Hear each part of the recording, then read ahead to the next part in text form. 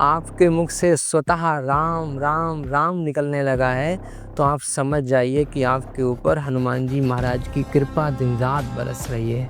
एक बड़े प्रसिद्ध कथाकार हुए हमारे, बड़े अच्छी राम कथा के मर्मज्ञ थे। एक तार्किक व्यक्ति ने कहा कि तुम ये आसन लगाते हो हनुमान जी के नाम का, क्या हनुमान जी आते हैं कथा सुनने के लिए? तब उन्होंने बताया कि अगर तुम्हारे अंदर, तुम्हारे बल में इतना सामर्थ्य है, तुम ये आसन हटा के दिखाओ। जैसे ही उस तार्किक व्यक्ति ने वो आसन छुआ, आसन अपनी जगह से हिला नहीं। ये चमत्कार है कि हनुमान जी आज भी जहाँ राम जी का नाम रहता है, उस स्थान पे हनुमान जी विराजमान रहते हैं। हनुमान जी एकमात्र ऐसे देवता हैं जो सिर्फ राम राम राम जपने मात्र से आपको प्राप्त हो जाएंगे। सिंदूर चढ़ाने मात्र से आपके जीवन में आई हुई जितनी भी विपत्तियां हैं, आप देखेंगे मात्र 11 दिनों में दूर होने लगेंगी। ऐसा चमत्कार है हनुमान जी महाराज का।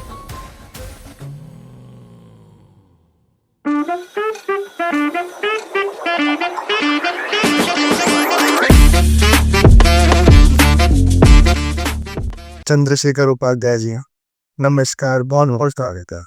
जय सिया राम। जय सिया राम। कैसे हैं भाई? बहुत बढ़िया। तो बहुत अच्छा लग रहा है कि आपने जो अपना समय दिया और बहुत ही अच्छी ऊर्जा है आपकी, हमारा पॉजिटिविटी। ये सब हनुमान जी की कृपा, गंगा मैया का आशीर्वाद। तो जैसे कि हनुमान जी के ऊपर मैंने आपसे आग्रह किया था कि हम इस चर्चा को रखें, तो शुरुआत करना चाहूँगा मैं इस चर्चा की। तो सबसे पहले तो हनुमान जी की जो ऊर्जा है, इसको समझा कैसे जाए? देखिए, जब भी आप भगवान राम के आगे बैठें, भगवान राम के आगे बैठ के स्वतः ही आपके मुख से कोई माला हाथ में ना हो, कोई भजन कीर्तन का मन ना हो, आप राम जी के आगे बैठे हैं और आपके मुख से स्वतः ही राम राम राम राम निकलने लगा है, तो आप समझ जाइए कि आपके ऊपर हनुमान जी महाराज की कृपा है, उनकी ऊर्जा आपके अंदर व्याप्त है। क्यों? क्योंकि बिना संत की कृपा से, हनुमान जी महाराज सेवक भी हैं और संत भी हैं।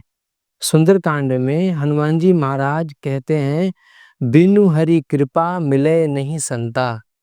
बिना हरि की कृपा से संत नहीं मिल सकता, और जब तक हरि की कृपा ना हो, संत नहीं मिलेगा, और संत की कृपा ना हो तो हरि नहीं मिलेंगे। तो क्या है, सबसे प्रथम चीज है, जैसे ही आप राम जी के आगे बैठे हैं, आपके मुख से स्वतः राम राम राम निकलने लगा है, तो आप समझ जाइए कि आपके ऊपर हनुमान जी महाराज की ऊर्जा नहीं, उनकी कृपा दिन रात बरस रही है, खूब कृपा बरस रही है।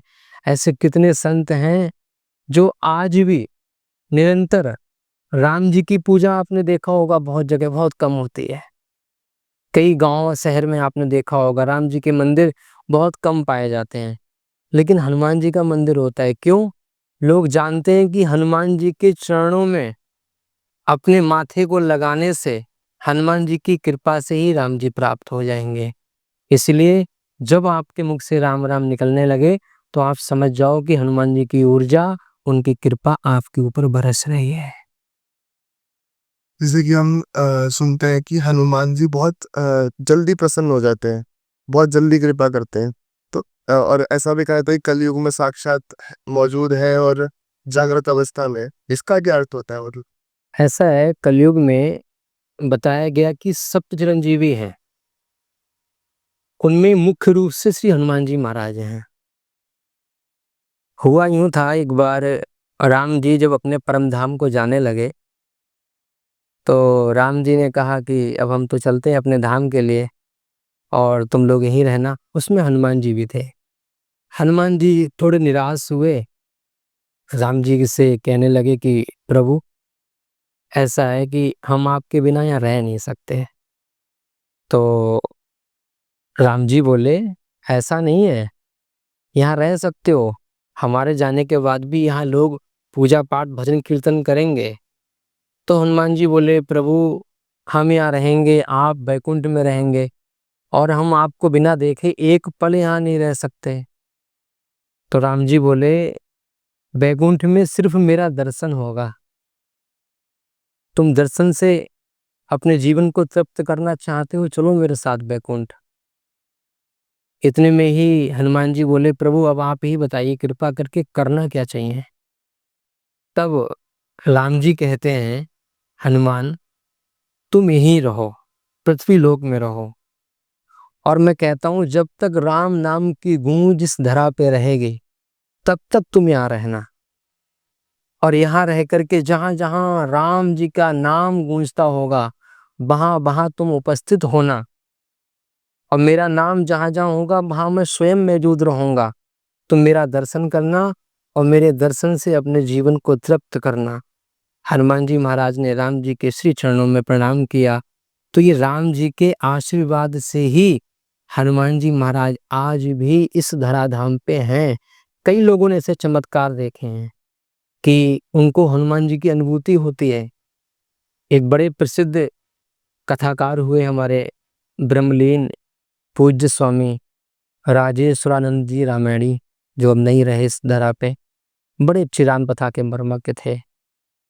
वो कथा में कहते हैं कि एक बार एक तार्किक व्यक्ति ने कहा कि तुम ये आसन लगाते हो हनुमान जी के नाम का, क्या हनुमान जी आते हैं कथा सुनने के लिए? ऐसा होता भी है? तब उन्होंने बताया कि अगर तुम्हारे मन में शंका है तो इसका भी समाधान हो जाएगा। ये आसन लगा है और आसन पे हमने हनुमान जी को बुलाया है, बिठाया है। अगर तुम्हारे अंदर, तुम्हारे बल में इतना सामर्थ्य है, तुम ये आसन हटा के दिखाओ। संत भगवान कहते हैं, जैसे ही उस तार्किक व्यक्ति ने वो आसन छुआ, आसन अपनी जगह से हिला नहीं। ये क्या है? ये चमत्कार है कि हनुमान जी आज भी जहां राम जी का नाम रहता है उस स्थान पे हनुमान जी विराजमान रहते हैं। राम जी की कथा सुनने के लिए स्वयं हनुमान जी आते हैं। आज भी राम जी हैं। जैसे कि थोड़ा जानना चाहूँगा, जैसे कि हनुमान जी की भक्ति में और बाकी देवताओं की भक्ति में, देवी देवताओं की भक्ति में क्या एक फ़र्क आ जाता है? देखिए, हनुमान जी की जो भक्ति है, बड़े सहज है हनुमान जी, बड़े सरल हैं हनुमान जी। आप और देवताओं की भक्ति करें, मानिए कि आप भगवान विष्णु की भक्ति कर रहे हैं, कहते हैं भगवान विष्णु के लिए कमल का पुष्प हो, उनके लिए खूब 56 भोग अच्छे से तैयार किए जा रहे हों, बड़े बड़े सिंहासन हों, सोने चांदी के आभूषण हों। आप भगवान शिव के मंदिर में जाओ, धतूरा हो, भांग हो, बेलपत्र हो, जल हो, लेकिन आप आओ हनुमान जी के मंदिर में, आप आओ हनुमान जी के सामने। हनुमान जी के सामने जैसे ही आप पहुंचो, अगर आपके पास कोई पत्र नहीं है, कोई पुष्प नहीं है, कोई फल नहीं है, अगर आपके मुख में सिर्फ राम राम है, इतना कहने मात्र से ही हनुमान जी महाराज आपको वो सब कुछ प्रदान कर देंगे जो आपके लिए हितकारक होगा, जो आपके जीवन के लिए उपयोगी होगा। कितने लोगों के जीवन में बदलाव आए हैं। आपने देखा होगा कि कई लोग पहले बहुत नशा करते थे, लेकिन जैसे ही वो हनुमान जी की भक्ति से जुड़े, उनका नशा छूट गया।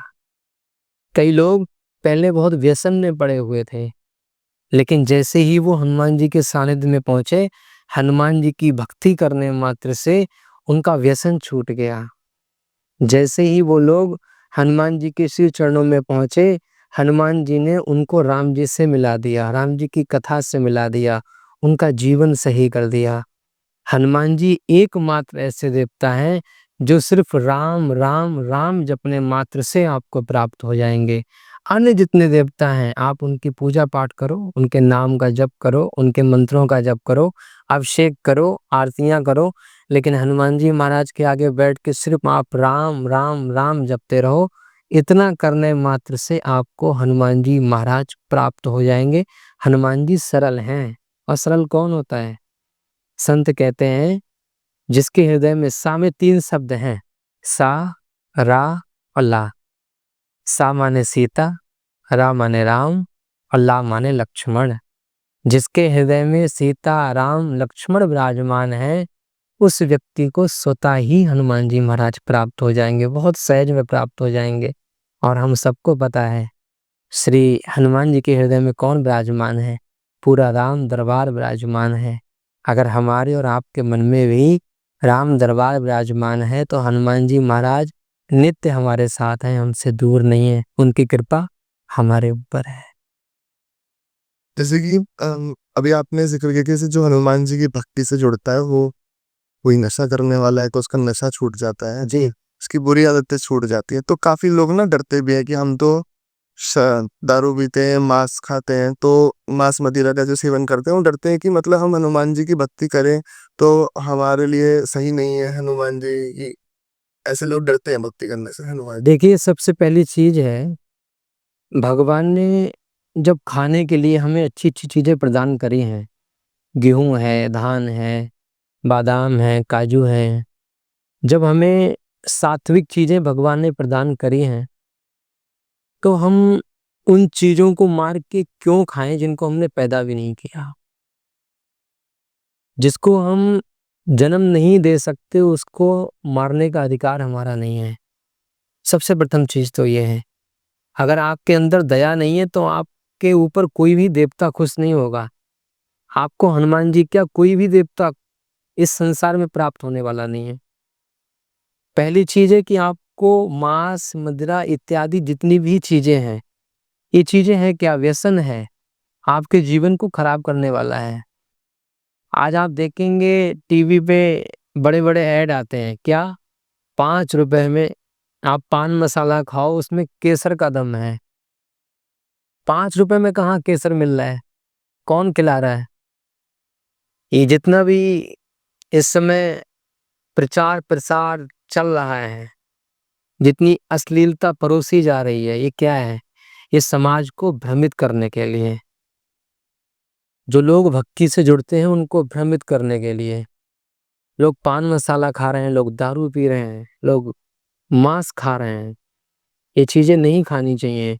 और जितने लोग खा रहे हैं उनके मन में अगर ऐसा है कि हम हनुमान जी की भक्ति कैसे करें, तो भैया ऐसा है, सबसे पहली चीज है कि जब तक आपका आहार शुद्ध नहीं होगा तो आपका मन भक्ति में नहीं लगेगा।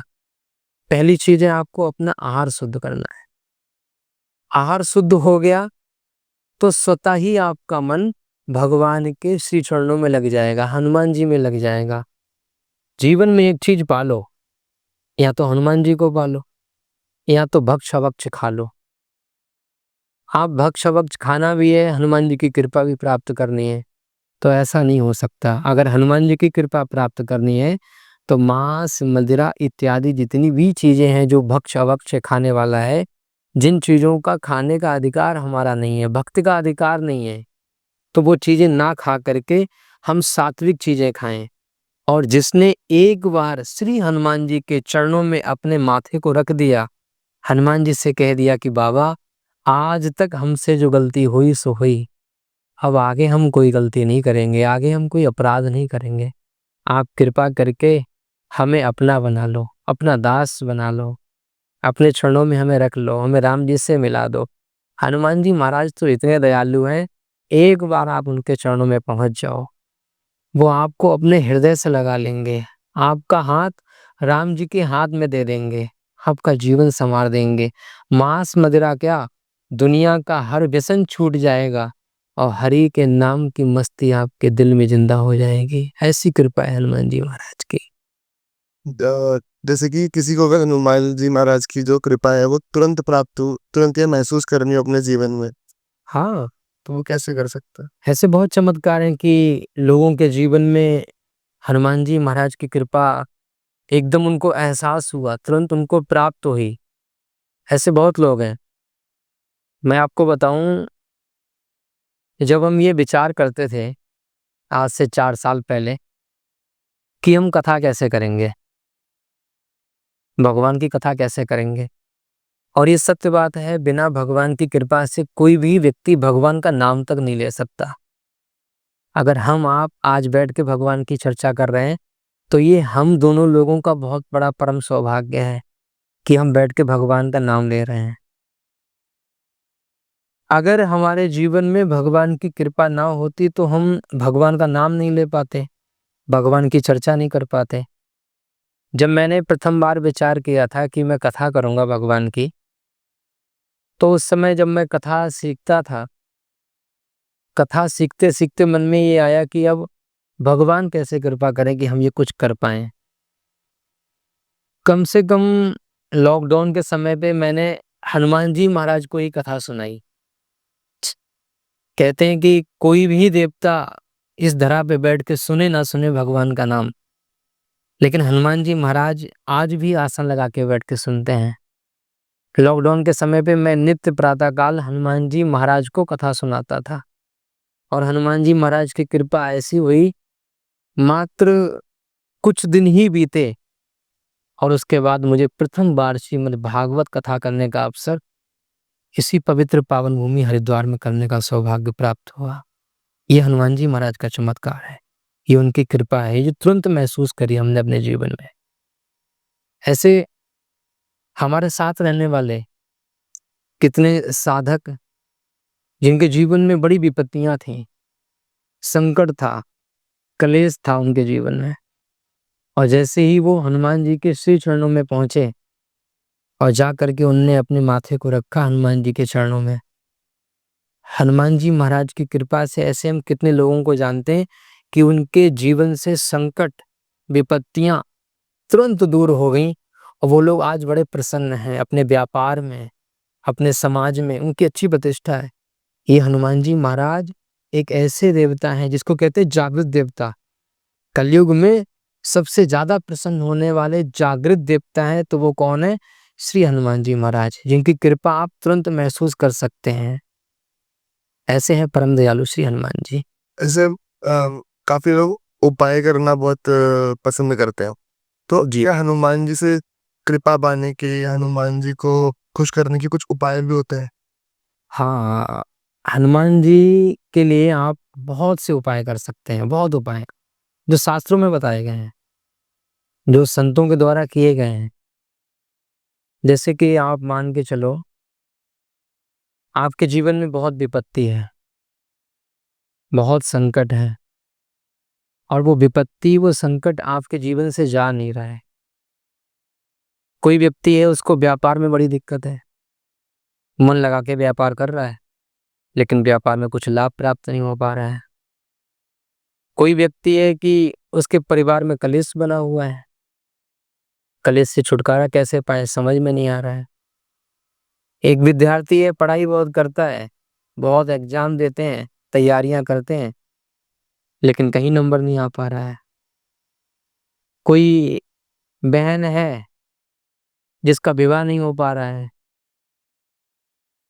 कोई भाई हमारा है जिसके जीवन में संघर्ष तो बहुत है, लेकिन कुछ प्राप्त नहीं हो पा रहा है। ऐसा व्यक्ति करे क्या? कहाँ जाए? कौन सा उपाय करे? बताया गया है कि आप 21 तुलसी के पत्ते लें।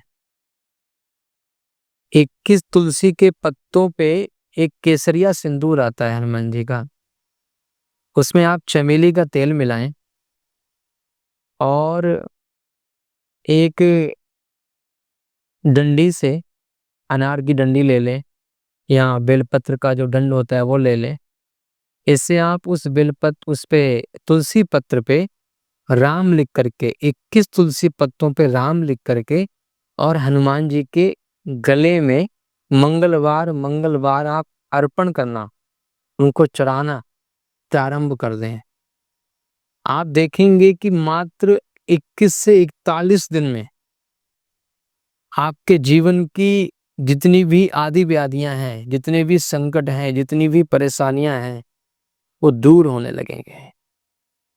कई लोगों का स्वभाव होता है, हमने देखा है कि वो कहते हैं कि हमारे जीवन में महाराज जी इतने संकट हैं, इतनी परेशानियां हैं, हमें कोई रास्ता ही नहीं सूझ रहा है, हम क्या करें, कहाँ जाएं, क्या उपाय करें हनुमान जी का। तो उन लोगों के लिए मैं बता दूं, अगर आप भी नहीं कर पाते तो ना करें। आप हनुमान जी महाराज का सिंदूर लें, चमेली का तेल लें और हनुमान जी महाराज के मंदिर में मंगलवार मंगलवार पहुंच जाएं। पुजारी जी को दक्षिणा दे करके, सिंदूर और तिल का तेल, चमेली का तेल दे करके उनसे कहें कि हे प्रभु पुजारी जी, ये हमारी अर्जी हनुमान जी के श्री चरणों में लगा देना, सिंदूर चढ़ा देना। सिंदूर चढ़ाने मात्र से आपके जीवन में आई हुई जितनी भी विपत्तियां हैं, आप देखेंगे मात्र 11 दिनों में दूर होने लगेंगे। ऐसा चमत्कार है हनुमान जी महाराज का। मतलब ये मैं रोज करना है या मंगलवार मंगलवार? मंगलवार मंगलवार आप अपनी दिनचर्या में इसे बना लें। अगर आप स्वयं नहीं कर पाते मत करें, क्योंकि हनुमान जी महाराज की भक्ति में पवित्रता, शुद्धता बहुत जरूरी है। अगर आप शुद्ध अवस्था में नहीं है तो आप हनुमान जी को स्पर्श भी ना करें। अगर आप अशुद्ध अवस्था में हैं तो हनुमान जी के सम्मुख भी आप ना पहुंचे। हनुमान जी सबसे उनका स्वभाव है कि व्यक्ति पवित्र होना बहुत आवश्यक है, और तन से भी मन से भी। आपके मन में अशुद्धियां भरी हुई हैं और आप हनुमान जी के सामने जा रहे हैं तो हनुमान जी आपसे प्रसन्न नहीं होंगे। अगर आपके मन में शुद्धता है, पवित्रता है, तो हनुमान जी बहुत खुश हो जाएंगे, आपको खूब आशीर्वाद देंगे। तो समस्त संकटों को हरने वाले एकमात्र देव हैं श्री हनुमान जी महाराज। अगर कोई भी जीवन में संकट है तो आप हनुमान जी के आगे जाओ, उनके छोटे छोटे उपाय करने मात्र से वो आपको बहुत आशीर्वाद दे करके और खूब प्रसन्न कर देंगे, खूब आशीर्वाद देंगे। जीवन में कोई विपत्ति नहीं रहेगी। ये छोटे छोटे उपाय हैं, करें लोग तो लोगों को बहुत सुकून प्राप्त होगा, बहुत आनंद प्राप्त होगा। ऐसी हनुमान जी महाराज की कृपा है। जी, जैसे कि हम देखते हैं हनुमान जी की एक हनुमान चालीसा तो ज़्यादा प्रख्यात है। तो हनुमान चालीसा की शक्ति क्या है और आखिर क्या मतलब उससे क्या लाभ है उसका पाठ अगर हम अपने जीवन में उतारे रोज? हनुमान चालीसा इस समय जितने छोटे बच्चे हैं जो प्रातः काल उठ के सबसे पहले अपने मुख को धो लेंगे और नाश्ता करके फटाफट निकल जाते हैं स्कूल के लिए। जितने सुनने वाले दर्शक हैं मैं उन सबको बताना चाहूँगा, जब भी प्रातः काल आपका बेटा हो बेटी हो जागे, स्नान कराओ। स्नान के बाद उनको कहो कि सबसे पहले हनुमान चालीसा का बेटा पाठ करो, उसके बाद जाओ। क्यों? इसके लाभ हैं, चमत्कारिक लाभ हैं इसके।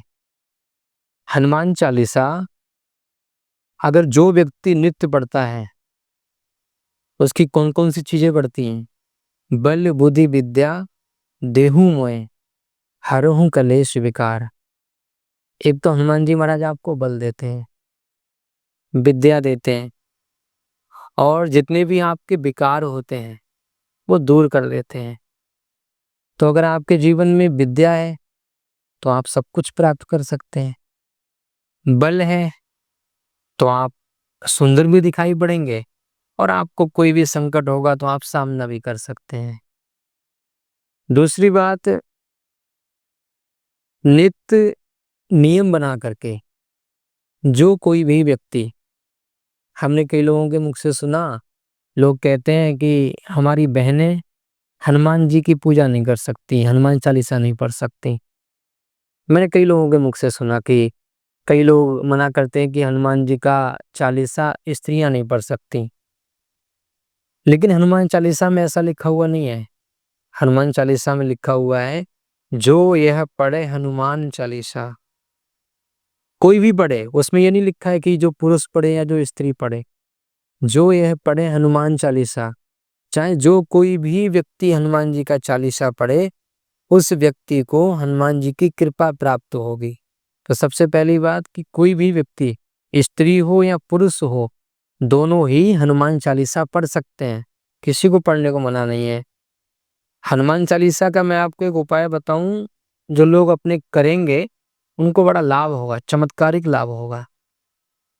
प्रातः काल या संध्या काल आप कोई भी एक समय बना लें, हनुमान जी के आगे घी का दीपक लगा करके, और सबसे पहले राम नाम की 108 बार राम नाम की एक माला करें।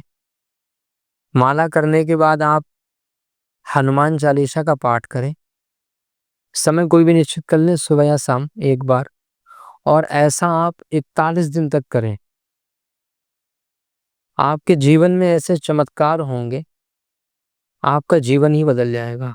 जिसने मात्र 41 दिन तक नित्य हनुमान चालीसा का पाठ कर लिया, उसके अंग संग हनुमान जी रहने लगेंगे।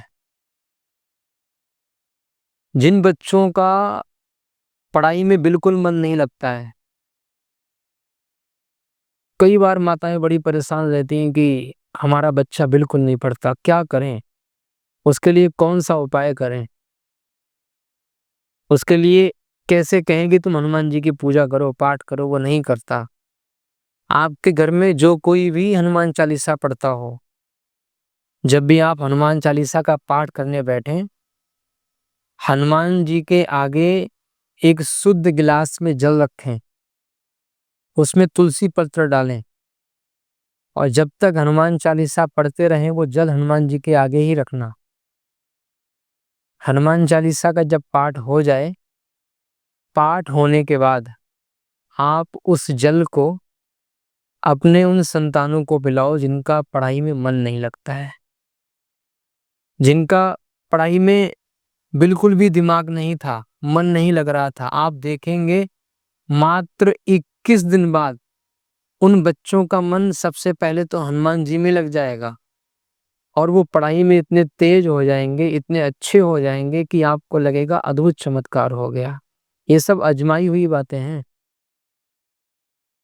ऐसी ऐसी हनुमान जी की चालीसा की बहुत बहुत चमत्कारिक चीजें खुद जीवन में अनुभव किया है, लाभ प्राप्त हुआ है। हमारे साथी लोग जो हमारे साथ रहते थे, सब लोग जब गांव से आए थे तो किसी की बुद्धि इतनी तेज नहीं थी पढ़ाई में, लेकिन उन सब लोगों ने क्या किया, उन सब लोगों ने, हमारे गुरुजी बोलते थे, बेटा हनुमान जी महाराज की कृपा हो जाए ना तो सब कुछ सहज हो जाएगा। और हम लोग नित्य हनुमान चालीसा का पाठ करके जब स्कूल पढ़ने जाते थे, हनुमान जी महाराज की कृपा ऐसी होती थी, जो कुछ भी गुरुजी पढ़ाते थे हम लोगों को बहुत जल्दी याद हो जाता था। ये सिर्फ हनुमान जी महाराज की कृपा से और हनुमान चालीसा का पाठ करने की कृपा से। इसलिए जितने भी लोग और कोई पूजा पाठ नहीं कर पाते, किसी को मंत्र नहीं आते, श्लोक नहीं आते, आप मंत्र श्लोक ना पढ़ पाओ कोई बात नहीं, लेकिन हनुमान जी के आगे आए, राम जी के आगे बैठ के हनुमान चालीसा का पाठ करो। इतने करने मात्र से आपके जीवन में अद्भुत चमत्कार होगा। आप समझ नहीं पाएंगे ये सब कुछ कहाँ से प्राप्त हो रहा है, ये चीजें हमें प्राप्त कहाँ से हो रही, जो आज तक हमारे जीवन में नहीं था। हनुमान जी ऐसी कृपा करेंगे कि आपको बहुत कुछ प्राप्त होने लगेगा। ये हनुमान चालीसा के चमत्कार हैं जो आज भी होते हैं। लोग करके देखेंगे, लोगों को आनंद आ जाएगा। अच्छा महाराज जी, जैसे कि हम देखते हैं कि अभी आपने महिलाओं के ऊपर बताया, जी, तो काफी सारा सुनने में आता है, काफी लोग बोलते हैं कि महिलाओं को हनुमान जी की पूजा नहीं करनी चाहिए क्योंकि वो ब्रह्मचारी थे इस वजह से। तो ये मत जो है कहाँ तक सही है, कहाँ तक गलत, थोड़ा जानना चाहूंगा आपकी राय से। देखिए, हमने तो कई लोगों के मुख से ये भी सुना कि लोग कहते हैं हनुमान जी का तो विवाह ही नहीं हुआ। लोग कहते हैं हनुमान जी ब्रह्मचारी हैं, हनुमान जी का विवाह नहीं हुआ। लेकिन हम आपको बता रहे हैं हनुमान जी का विवाह भी हुआ। एक पुस्तक आती है परशुराम संहिता, उसमें वर्णन आता है, हनुमान जी महाराज को जब माता सीता ने वरदान दिया कि तुमको अष्ट सिद्धि प्राप्त हो जाए, तुम 9 निधि प्राप्त कर लो, वो जो सिद्धियां थी वो प्राप्त करने के लिए भगवान सूर्य के पास गए। तो भगवान सूर्य ने कहा इसमें कुछ सिद्धि ऐसी हैं जो विवाहित पुरुष ही प्राप्त कर सकता है, और तुम बाल ब्रह्मचारी हो, तुम्हें प्राप्त नहीं हो सकती। तब भगवान सूर्य बोले एक काम करो, तुम पहले विवाह कर लो। तो हनुमान जी का विवाह किसके साथ हुआ? सूर्य पुत्री सुवर्चला के साथ हनुमान जी का विवाह हुआ, जिनका आज भी मंदिर है दक्षिण भारत में, अपनी पत्नी के साथ। तो सबसे पहले सूर्य पुत्री सुवर्चला के साथ हनुमान जी का विवाह हुआ। विवाह के बाद भगवान सूर्य ने उनको सिद्धियां प्रदान करी और भगवान सूर्य ने कहा तुम विवाह कर लो, कोई संबंध स्थापित मत करना। भगवान सूर्य की पुत्री तप में चली गई, हनुमान जी अपनी राम भक्ति में लग गए। तो प्रथम चीज कि हनुमान जी का विवाह भी हुआ। कोई ये कहे कि हनुमान जी स्त्रियों से परहेज करते हैं, तो हनुमान जी को स्त्रियों से ऐसा कोई परहेज नहीं कि उनका कोई भक्त हो उनके पास जा नहीं सकता, उनकी पूजा नहीं कर सकता। क्यों? महिलाओं का अधिकार नहीं है पूजा करने का? होना है, शास्त्रों में लिखा है। तो लोग जो कहते हैं अपने मन से कि महिलाओं का अधिकार नहीं है, कोई भी स्त्री हो, अगर वो किसी ऐसी अपवित्र अवस्था में है तो किसी भी देव का स्पर्श ना करें, कोई भी पूजा पाठ ना करें। मानसिक रूप से याद कर लें, लेकिन किसी देव का स्पर्श या पूजा पाठ ना करें। लेकिन लोग कहते हैं कि स्त्रियां हनुमान जी की पूजा नहीं कर सकती। मैं साफ शब्दों में कहना चाहता हूं, जितने लोग कहते हैं सब भ्रमित करते हैं, सिर्फ भ्रम है।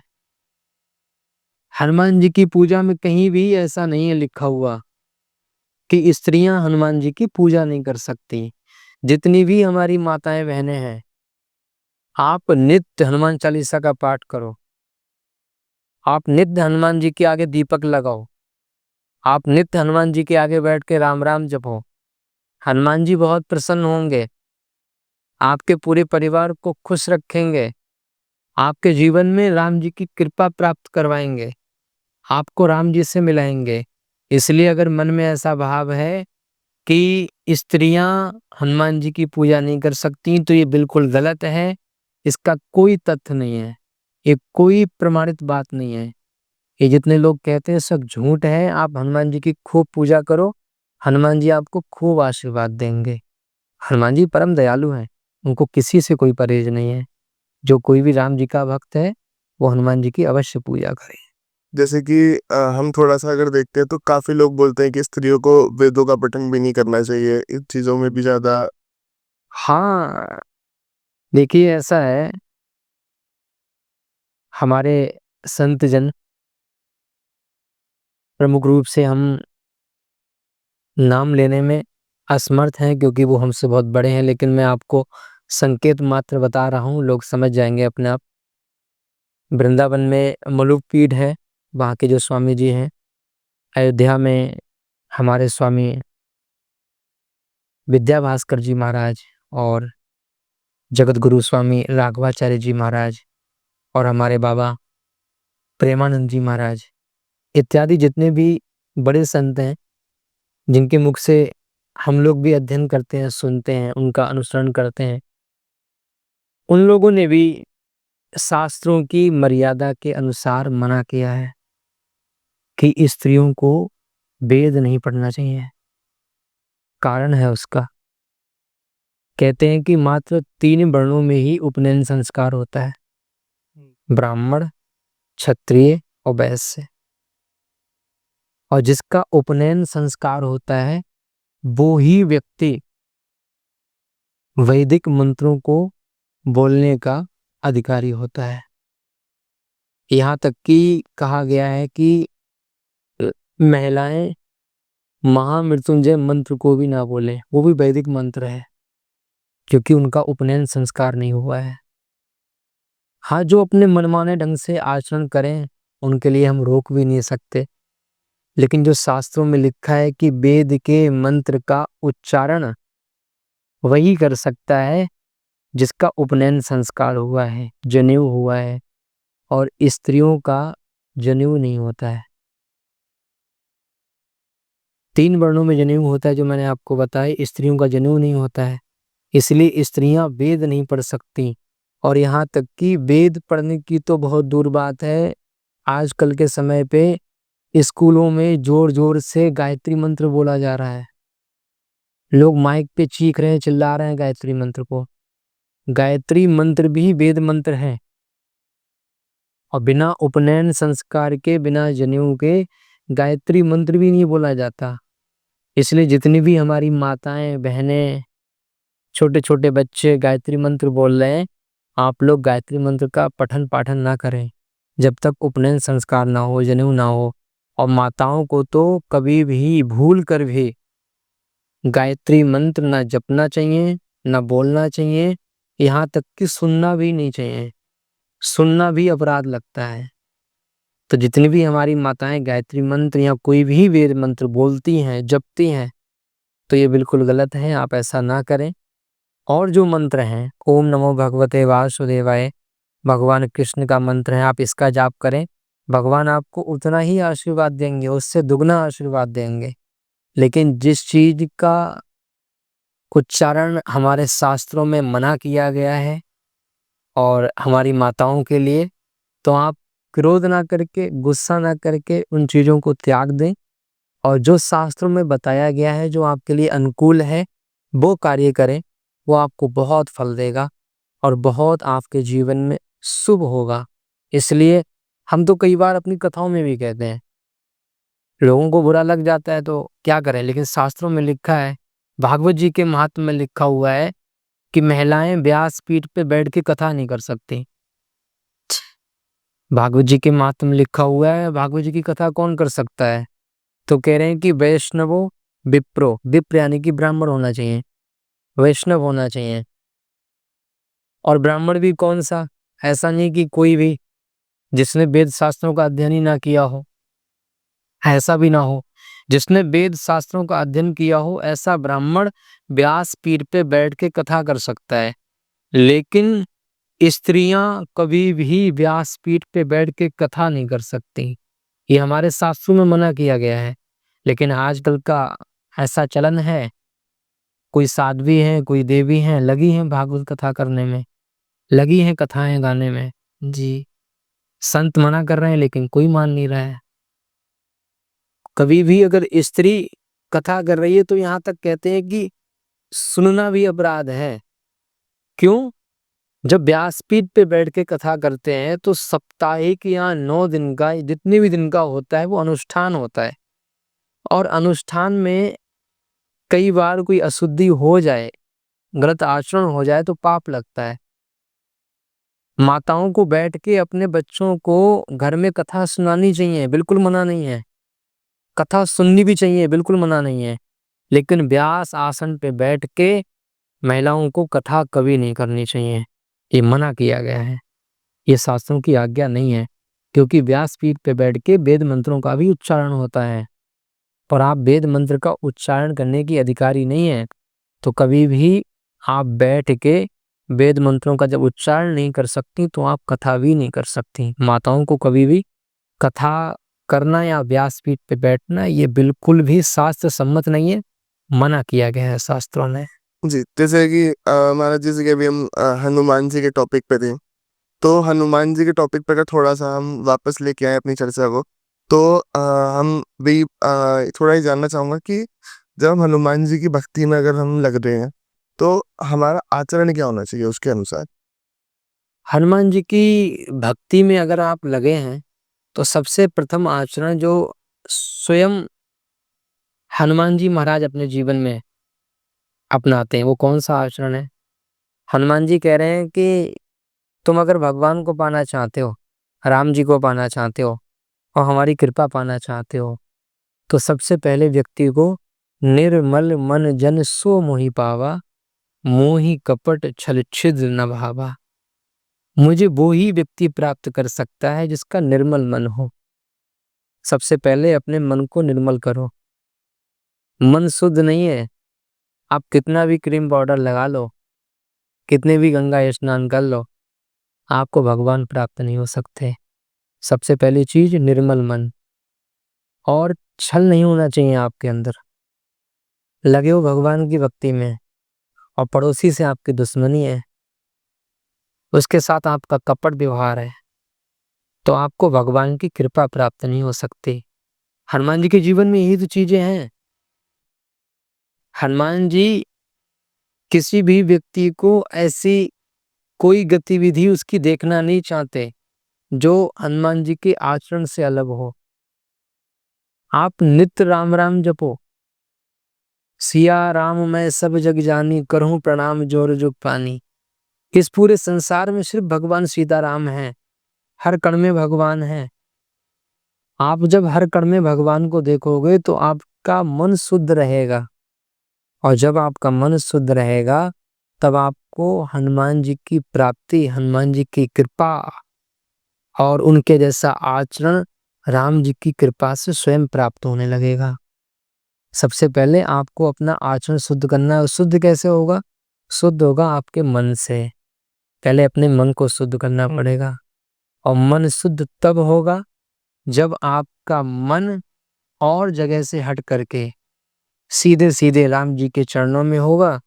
तब हनुमान जी महाराज आपको स्वयं अपने हृदय से लगा लेंगे कि जब इस व्यक्ति ने दुनिया से मन हटा करके राम जी के चरणों में लग गया है, तो अब ये व्यक्ति तो सिर्फ हमारे काम का है, जिसने दुनिया का त्याग किया है हमको अपनाने के लिए। तो अगर आपको भी अपने जीवन में हनुमान जी की कृपा प्राप्त करनी है, उनके जैसा आचरण करना है, तो सबसे पहले अपने मन को शुद्ध कर लो। मन शुद्ध हुआ, हर जगह राम जी दिखाई पड़ रहे हैं, सीताराम दिखाई पड़ रहे हैं, तो फिर आपको कभी भी घबराने की बात नहीं। हनुमान जी खूब कृपा करेंगे आपके ऊपर, खूब आशीर्वाद देंगे हनुमान जी। अच्छा, एक थोड़ा सा मेरा सवाल है कि जैसे कि भक्ति में ज्यादा महत्वपूर्ण क्या है, कि मतलब भजन और जाप करना या फिर सेवा और प्रेम करना? भक्ति में सबसे प्रथम चीज है कि आप सेवा कितनी कर पा रहे हैं। शास्त्रों में 18 पुराण जब व्यास जी ने लिखे, उनके मन को शांति नहीं मिली। नारद जी से पूछा कि हमने 18 पुराण लिख दिए लेकिन मन को शांति नहीं मिली, ऐसे क्या कमी रह गई? तब नारद जी कहते हैं कि देखो, आपने खूब भगवान का नाम लिखा, खूब कथाएं लिखी, और मन को शांति नहीं मिली। आपने इस पूरे पुराण में क्या लिखा? खूब कथाएं लिखी। तब व्यास जी कहते हैं कि मैंने इसमें एक बड़ी महत्वपूर्ण चीज लिखी। बोले, अष्टादश पुराणेषु व्यासस्य वचनद्वयम्, परोपकाराय पुण्याय पापाय परपीड़नम्। इस संसार में सबसे बड़ा पुण्य क्या है? सेवा, परोपकार। अगर आप परोपकार कर रहे हैं, आप सेवा कर रहे हैं, अगर आप किसी वस्त्रहीन को वस्त्र दे रहे हैं, तो ये क्या है? ये साक्षात नारायण की सेवा है, साक्षात भगवान की सेवा है। अगर आप किसी प्यासे को पानी पिला रहे हैं, तो ये क्या है? ये साक्षात भगवान की सेवा है। अगर किसी भूखे को अन्न दे रहे हैं, तो ये क्या है? ये साक्षात सेवा है, भगवान की सेवा है। और इस सेवा से क्या होगा? इस सेवा से स्वयं भगवान प्रसन्न होंगे। आप भजन करोगे एक जगह बैठ के, कीर्तन कर लो, नाम जप कर लो, अच्छी बात है, नित्य क्रिया में चीजें करनी चाहिए, लेकिन जब सेवा जहां हो, सबसे प्रथम चीज सेवा। अगर आपने सेवा से हर प्राणी को संतुष्ट कर लिया, तो हर प्राणी के हृदय से यही निकलेगा कि भगवान तुमको खूब आशीर्वाद दें, तुम खूब आगे बढ़ो बेटा, तुम खूब अच्छा कार्य करो। और कहते हैं हर व्यक्ति के हृदय में भगवान विराजमान होते हैं। तो आशीर्वाद कौन दे रहा है? स्वयं भगवान आशीर्वाद दे रहे हैं कि तुम खूब आगे बढ़ो। जब हम सेवा करेंगे तो लोग हमें भजन करने का आशीर्वाद देंगे, और जब हम भजन करेंगे तो भगवान का नाम जप करेंगे, और जब सेवा होगी, भजन होगा, नाम जप होगा, तो भगवान तो स्वयं प्राप्त हो जाएंगे। सबसे प्रथम चीज है सेवा। सेवा परमो धर्मा। सेवा खूब करो। जैसे कोई गृहस्थ है, तो उसे हनुमान जी की भक्ति में क्या क्या चीजों का ध्यान रखना चाहिए, किस तरह से करना चाहिए? जो कोई भी गृहस्थ व्यक्ति है और वो चाह रहे हैं कि वो हनुमान जी की खूब कृपा प्राप्त करें, और क्या सावधानियां रखें। सबसे प्रथम चीज है, जब भी हम किसी देवी देवता की पूजा अर्चना करें तो शुद्धता बहुत जरूरी है। लेकिन आजकल शुद्धता ही बड़ी गिरती जा रही है समाज में। तो शुद्धता के लिए करना क्या है? हम अपनी रसोई में वो ही पदार्थ पकाएं जो हनुमान जी को भोग लग सकें, जो हनुमान जी को भोग लगने योग्य वस्तु हो। अगर दाल रोटी चावल बना रहे हैं तो शुद्धता पवित्रता से बनाएं, हनुमान जी के आगे लेकर के जाएं, उसमें तुलसी पत्र डाल के हनुमान जी का भोग लगाएं और वो प्रसाद हम पूरे परिवार के साथ मिल बैठ के पाएं। तो कहते हैं कि इससे हमारा पहली बात तो मन शुद्ध होगा। दूसरी बात, भोग हो गया। अब हम आते हैं कि आरती पूजा कैसे करें गृहस्थ में। गृहस्थ में हनुमान जी की आरती पूजा कैसे करें? समय नहीं मिलता है, व्यक्ति सुबह जाता है जॉब पे, शाम को चला आता है, समय नहीं मिल रहा है, क्या करे? ऐसे व्यक्ति के लिए कोई भी एक समय निश्चित कर ले, सुबह या शाम, जब भी आप वापस आए अपने ऑफिस से, अपने काम से, तो आप एक बार तो हनुमान जी का चालीसा या राम नाम की माला हनुमान जी के आगे बैठ के अगर आप इतना ही करते रहें, कोई बड़ी पूजा पाठ आप मत करो, हनुमान जी इतना ही करने मात्र से आपसे खूब खुश हो जाएंगे, खूब प्रसन्न हो जाएंगे। कई गृहस्थी व्यक्ति कहते हैं कि हमने भी कई लोगों से सुना, बोले कि हमारा घर तो है, अच्छा घर है, हमने अच्छा घर ले लिया। उनके मन में ये द्वंद बना रहता है कि महाराज जी हमारा घर जो है उसका मुख दक्षिण दिशा में है, लोगों ने कह दिया दक्षिण दिशा में इसका मुख है और अब सही कैसे होगा? तो उस गृहस्थी व्यक्ति के लिए क्या करना चाहिए?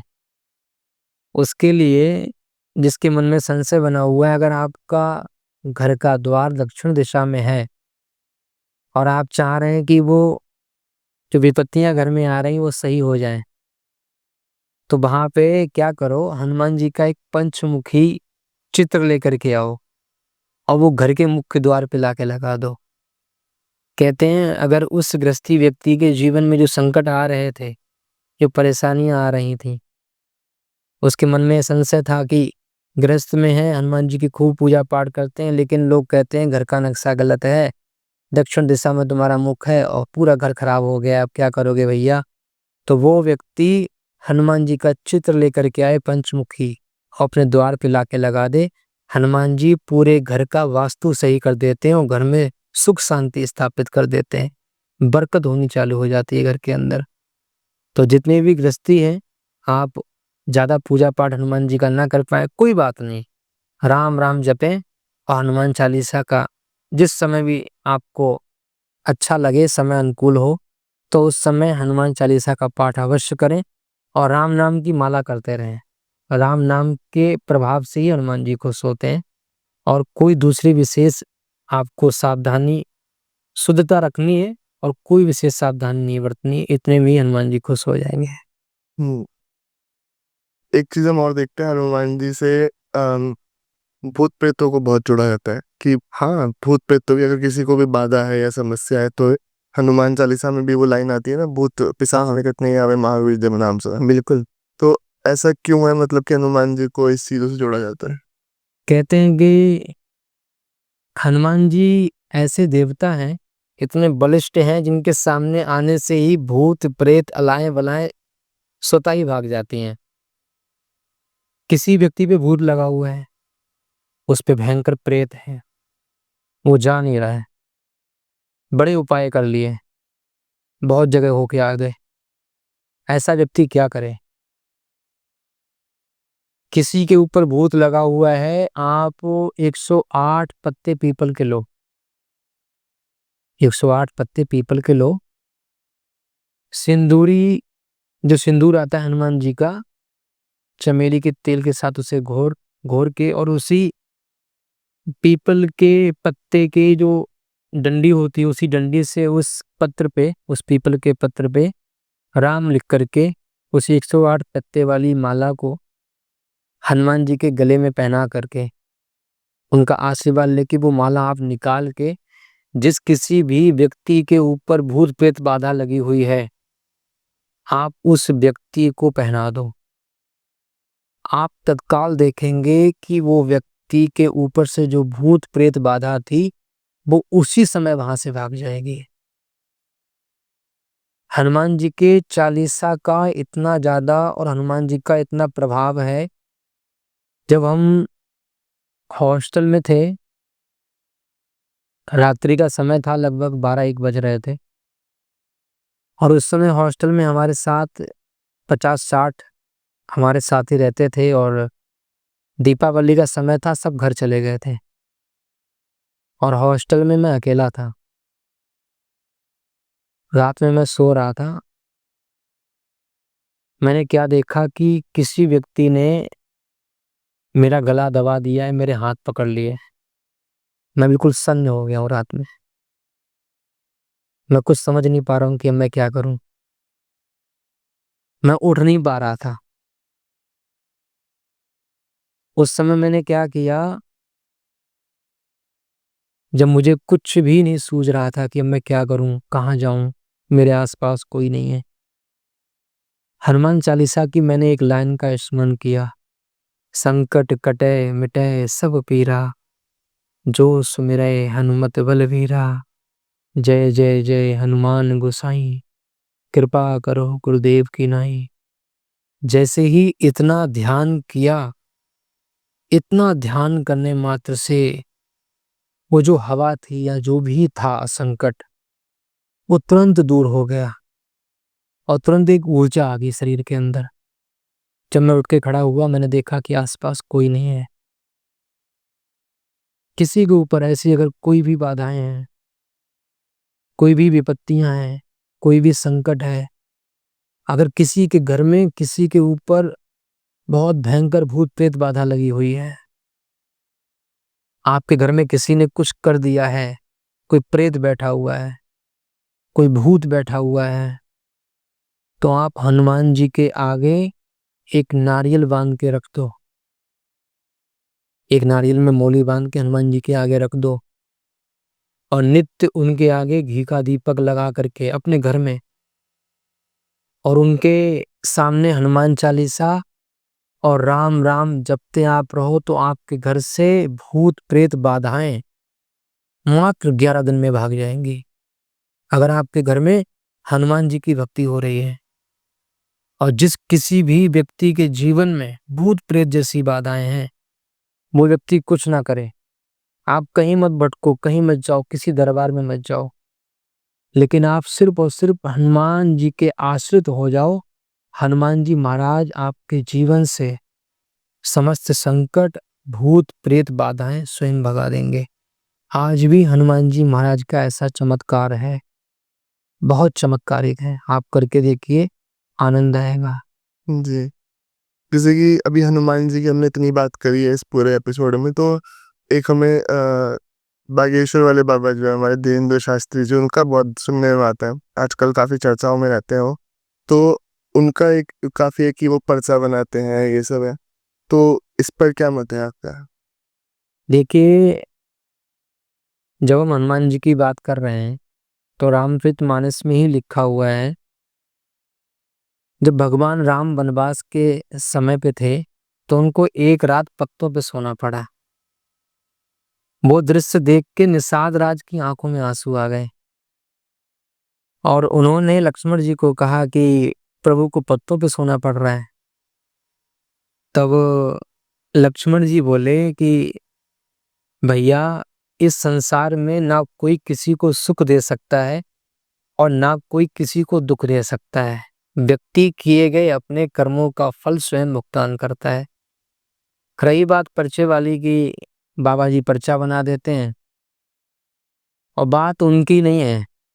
अभी इस समय आप देख रहे हैं सोशल मीडिया पे डेली नए नए बाबा आ रहे हैं, कोई बहुत दे रहा है, कोई कुछ दे रहा है, कोई कुछ दे रहा है। वो भगवान की कथा करते हैं, ये अच्छी बात है। सनातनियों को जगा रहे हैं, ये बहुत अच्छी बात है। वो खूब भगवान के नाम को जन जन तक पहुंचा रहे हैं, ये बहुत अच्छी बात है, होना भी चाहिए और वो अच्छा कर रहे हैं।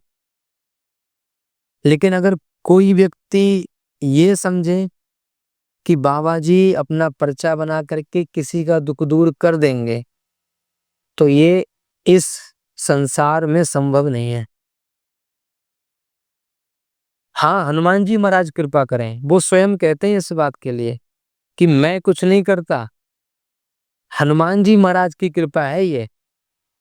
तो धीरेन्द्र शास्त्री जी कुछ करें या वो ये कहें कि पर्चा बना के हम दुख दूर कर देंगे, ये वो नहीं कर रहे हैं। ये स्वयं हनुमान जी की कृपा है जो उनके माध्यम से हो रहा है। तो कोई भी व्यक्ति इस भ्रम में ना रहे कि बाबा जी पर्चा बना रहे हैं और बाबा जी ने पर्चा बनाया और कोई व्यक्ति सही हो गया। वो उनके गुरु की कृपा है उनके ऊपर। उनके गुरु की सिद्धियां हैं, उन्होंने हनुमान जी को साधा है, हनुमान जी को प्रसन्न किया है। इस वजह से कल्याण हो रहा है लोगों का, ये अच्छी बात है। लोग सनातन से जुड़ रहे हैं, ये बहुत अच्छी बात है। लोग उनके माध्यम से हनुमान जी की भक्ति से जुड़ रहे हैं, ये बहुत बड़ी बात है। लेकिन कोई व्यक्ति ये कहे कि वो ही बाबा जी अपने हाथ लगाने मात्र से दुख दूर कर देंगे, तो ऐसा नहीं है। ये सिर्फ और सिर्फ हनुमान जी की कृपा है। क्योंकि धीरेन्द्र शास्त्री जी स्वयं इस बात को कहते हैं, हम कुछ नहीं करते, ये स्वयं हनुमान जी महाराज करते हैं। बाकी पर्चा बनाने की क्या विधा है, जो लोग गए होंगे उन्होंने जाके देखा होगा। मैं तो ऐसी किसी चीज में ना विश्वास रखता हूँ, ना मेरा ऐसी किसी चीज में कि मेरा पर्चा बन जाएगा, मेरा भविष्य बदल जाएगा, तो ऐसा तो कुछ मैं विश्वास नहीं रखता। विश्वास रखना है तो भगवान में, हनुमान जी में। वो करते हैं, उनकी विधा है, उनको पता होगा। और पर्चा बनाने वाले बाबा लोग बहुत हैं इस समय, छा रखे हैं सब। तो पर्चे वाले ही जो बात है, हम तो जितने लोग इस चीज को मानते भी उनको भी कहेंगे कि भैया राम राम जपो, हनुमान जी का नाम गाओ, हनुमान जी ही कल्याण करेंगे। कोई किसी का भाग्य बदलने वाला इस संसार में पैदा नहीं हुआ। राम जी कृपा करेंगे सब कुछ होगा। किसी का पर्चा तुम्हारा भाग्य बदल दे, ऐसा कोई आज तक पैदा नहीं हो पाया है। इसलिए राम राम जपो। हाँ, कथा सुनो, वो कथा कहें, कथा खूब सुनो। वो सनातनियों को जोड़ रहे हैं, ये अच्छी बात है, ये भी सुनो। जितनी भी सनातन के कार्य हैं वो सब सुनो, करो। लेकिन ज्यादा अंधविश्वास में मत जाओ, ये गलत है। आप भ्रमित हो जाओगे और कुछ प्राप्त होने वाला नहीं है इससे। राम राम खूब जपो, उनकी खूब कथा सुनो और खूब उनका साथ दो, हम तो यही कहेंगे। तो महाराज जी, सबसे पहले तो बहुत बहुत धन्यवाद जी। बहुत ही सुंदर चर्चा रही और बहुत आनंद आया इस चर्चा में आपके साथ आपका भी बहुत बहुत आभार, बहुत आनंद आया हमें आपके साथ। जी। और मैं चाहूंगा भविष्य में दोबारा आप हमें समय दें अपना, जी, और दोबारा हम कुछ ऐसी बात करें, ऐसी चर्चा करें जो हमारी जनता के, हमारे ऑडियंस के काम आ सके, किसी का कुछ भला हो सके। और एक बहुत ही ज्ञानवर्धक चर्चा रही है, उसके लिए बहुत बहुत धन्यवाद आप। जैसे जय श्री राम। और मैं आशा करता हूँ आप लोगों को भी एपिसोड अच्छा लगा होगा। अच्छा लगा है, जुड़ जाइए चैनल के साथ में। ऐसे ही बहुत सारी पर्सनैलिटीज आती रहेगी और हम उनसे अलग अलग नए नए विषयों पर चर्चा करते रहेंगे। मैं मिलूंगा आपसे अगले एपिसोड में, तब तक के लिए जय हिंद, वंदे मातरम, जय श्री राम।